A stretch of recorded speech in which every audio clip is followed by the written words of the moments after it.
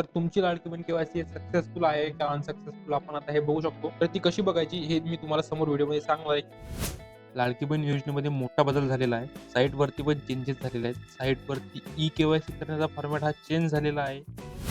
तर योजनेमध्ये कोणते बदल झाले आहेत? तर आता योजनेमध्ये ज्यांच्या पतींचे निधन झाले आहेत किंवा घटस्फोट झाला आहे किंवा त्यांना वडील नाही आहेत, अशा व्यक्तींसाठी पण आता ई-केवायसीचा ऑप्शन हा साईटवरती आलेला आहे. आणि ज्यांच्या आधी ई-केवायसी करताना फॉर्म चुकीचे भरले गेलेले आहेत, त्यांच्यासाठी पण आता ऑप्शन आला आहे. ते पण आता परत फॉर्म भरू शकतात. तर सर्वात आधी आपण ई-केवायसी कशी करायची? म्हणजे ज्यांना वडील नाही आहेत किंवा ज्यांचे घटस्फोट झाले किंवा ज्यांना पती नाही आहेत, यांनी कशाप्रकारे ई-केवायसी करायची? चला तर आता बघूया.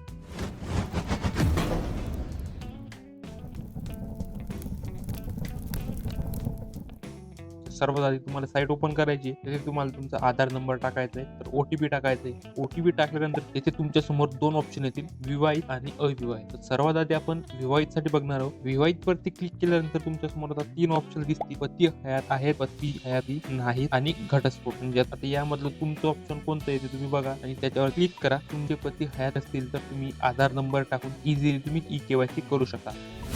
तर आता आपण घटस्फोटासाठी बघणार आहोत. तर घटस्फोटासाठी जर तुम्ही क्लिक केले तर इथे तुम्हाला सर्वात आधी तुमची कास्ट टाकायची. नंतर येथे जे क्रमांक होते ना ए आणि बी याच्यात चेंजेस केलेले आहेत. माझ्या कुटुंबातील सदस्य नियमित कायम कर्मचारी म्हणून सरकारी विभाग, उपक्रम, मंडळ, भारत सरकार किंवा राज्य सरकारच्या स्थानिक संस्थेमध्ये कार्यरत आहे की नाही हे तुम्हाला टाकायचं. येथे तुम्हाला नाहीच टाकायचं. बी मध्ये आहे माझ्या कुटुंबातील सदस्य नियमित कायम कर्मचारी म्हणून सरकारी विभाग, उपक्रम, मंडळ, भारत सरकार किंवा राज्य सरकार स्थानिक संस्थेमधून सेवानिवृत्तीनंतर निवृत्ती वेतन घेत आहे की नाही येथे पण तुम्हाला नाहीच टाकायचे. दोन्ही ऑप्शन तुम्हाला नाही करायचे. आधीची केवायसी मध्ये दोन्ही ऑप्शन होय करायचे होते, आता तुम्हाला या ऑप्शन मध्ये नाही करायचंय. आणि थोडं खाली बघसाल तर माझा घटस्फोट झाला असून मी घटस्फोट प्रमाणपत्र न्यायालयाच्या आदेशाची सत्यप्रत जवळच्या अंगणवाडी सेविकेकडे 31 डिसेंबर 2025 च्या आधीच जमा करेल. तर तुम्हाला 31/12/2025 च्या आधी सर्टिफिकेट अंगणवाडी सेविकेकडे जमा करायचे. इथे दोन्ही ठिकाणी टिक करून तुम्हाला सबमिट करून द्यायचे.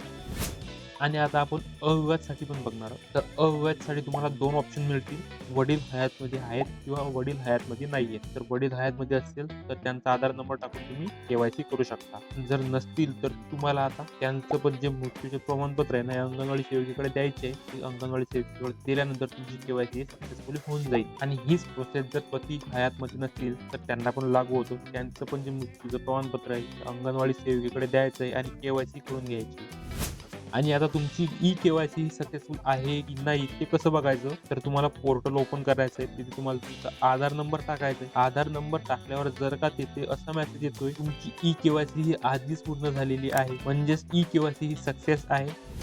जर का तिथे तसा ऑप्शन न येता डायरेक्ट केवायसीचा फॉर्म ओपन होत असेल तर तुम्हाला तुमची केवायसी परत करायची आहे. तुमच्या केवायसीमध्ये कुठेतरी काहीतरी चूक होती. आता ती अचूक अशी भरायची आहे. जसं मी सांगितलंय तशी डिटेल टाकून तुमची ई-केवायसी कंप्लीट करून घ्यायची आहे. लक्षात ठेवा ई-केवायसी ही 31 डिसेंबर पर्यंतच आहे. त्याच्या आधी तुम्हाला ई-केवायसी करून घ्यायची आहे.